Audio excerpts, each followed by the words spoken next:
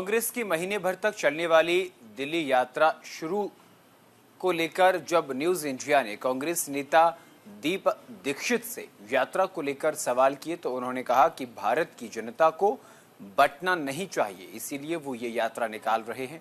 वहीं हमारी संवाददाता कंचन कनोडिया से खास बातचीत में उन्होंने क्या कुछ कहा, सुनवाते हैं। कांग्रेस नेता संदीप दीक्षित जी इस वक्त हमारे साथ बातचीत करने के लिए मौजूद है। सर, 370 किलोमीटर जो है ये यात्रा चलेगी, आज से इसकी शुरुआत हो रही है और लगभग 1 महीना चलेगी। क्या कुछ रहेगा, क्या लोगों से, जनता से मिलने का जो वादा किया जा रहा है, क्या कुछ रहेगा? देखिए, उत्साह बहुत है।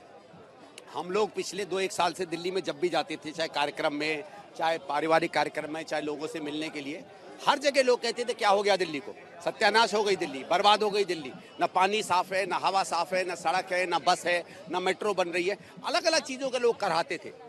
तो हम लोगों ने मेरे से कांग्रेस पार्टी और इसके नेतृत्व ने सोचा कि जब इतनी लोगों में दर्द और कराह है और बार बार लोग उस दिल्ली को याद कर रहे हैं जो कांग्रेस की दिल्ली है, तो हमारी भी एक कर्तव्य बनता है कि हम लोगों के साथ खड़े हों, उनसे संवाद करें, उनके दर्द में एक साथी बने और फिर उनसे ये बात करें कि आगे हमको दिल्ली के लिए क्या करना चाहिए।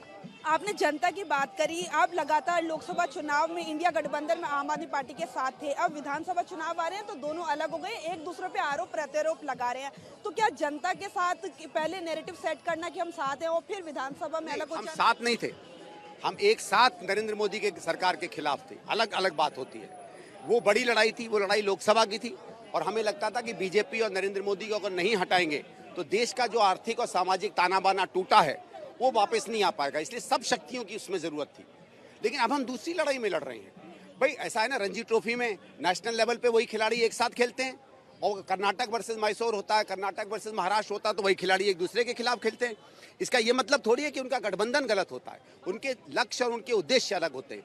आज हम दिल्ली के स्वास्थ्य के लिए लड़ रहे हैं और जिस तरीके से नरेंद्र मोदी ने भारत को बर्बाद किया है, उससे ज्यादा अरविंद केजरीवाल ने दिल्ली का सत्यानाश किया है। एक आखिरी सवाल, लगातार भारतीय जनता पार्टी कह रही है बटेंगे तो कटेंगे, और दूसरा यूपी के मुख्यमंत्री योगी आदित्यनाथ ने कहा जो हाल 370 का हुआ वही कांग्रेस पार्टी का होगा।